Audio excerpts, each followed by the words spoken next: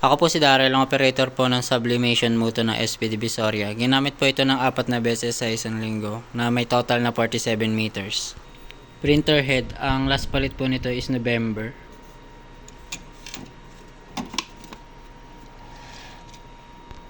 Sa cupping po, January, na may percentage na 100%. Head clean.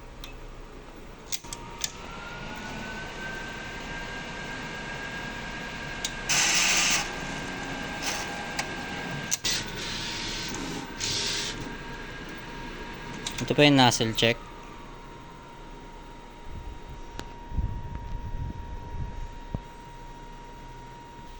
Ang ink level ay tama lang.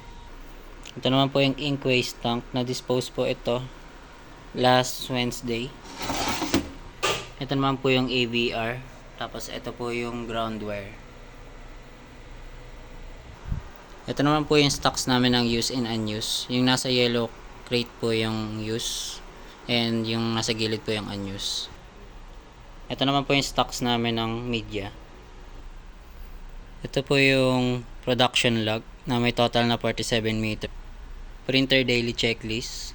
Ito naman yung consumable po. Cyan, magenta, yellow, black, media. Yun lang po.